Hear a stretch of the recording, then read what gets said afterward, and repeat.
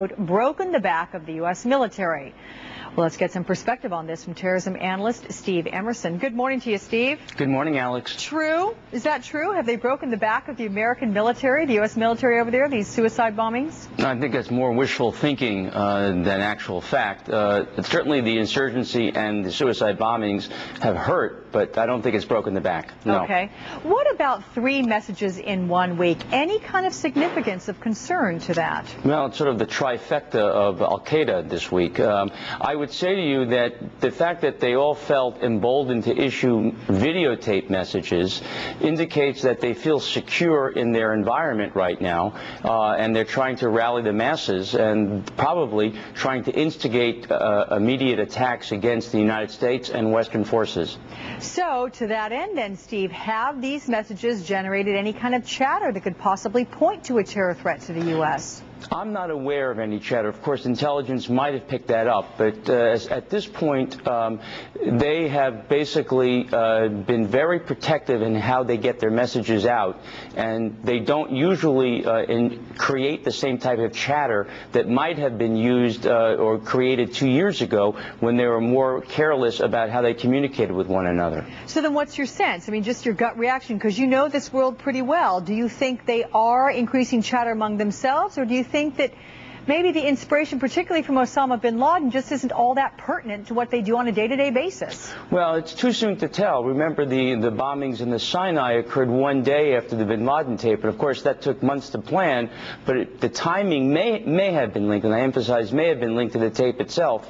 I think that these are really our rallying cries, their encouragements. They're basically say, this is a green light, go ahead and attack, and we'll see in the next few weeks whether in fact they've had an effect. And you mentioned that the reason they may be able to release these tapes right now is because they feel secure in their environment. How is it then that you think they are getting the information that they're getting so specific about what's going on in the world? Well, they obviously have internet access, and you know, with internet access basically able to be carried out around the world, they are constantly reading wire service reports. They're getting television stations. They are keeping abreast, as bin Laden showed in his tape, of every single act by the U.S. government. So they are, you know, they've been doing this for years. They've got their own intelligence center that basically rivals that of agencies. Okay. Let's move on to things in Iran right now. We know the latest developments. The UN yesterday, the watchdog there, the IAEA, saying Iran has defied the order to freeze its uranium enrichment program. How close is Iran, do you think, to making a nuclear bomb? Well, that was a frightening report, and it lays the groundwork for potential sanctions against Iran, but it basically states that we are simply totally in the dark about the level of how much Iran now is enriching uranium. We know that they've produced low-grade uranium, and there are also suggestions they've acquired plutonium.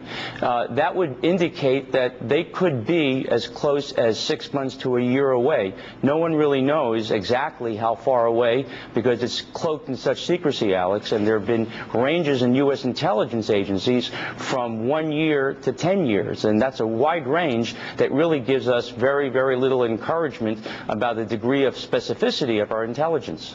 You know, Iranian President Mahmoud Ahmadinejad, he has threatened terror attacks if the UN imposes sanctions. How worried are you that he would carry that out? I think we have to take him at his word. Iran has carried out terrorist attacks outside its borders for more than 20 years. In 1994, they bombed or Hezbollah, its surrogate, bombed the Jewish community center in Buenos Aires. Iranian dissidents have been killed in Europe. And in 2004, the Iranian diplomatic guards taking videos of landmarks and bridges in New York were expelled. They have the capability of carrying out attacks. So does that mean that Iran has people in this country that would be capable of carrying out attacks? I believe they do. They certainly have the capability, and they've demonstrated that, of carrying out reconnaissance, videos, photographing, as well as oral reports that communicated back to Tehran for the contingency of carrying out attacks. And they have other terrorist groups that I believe would be willing to assist them as surrogates. Okay. MSNBC terrorism analyst, as always, we appreciate your candor. Steve Emerson, thank you so much. Sure.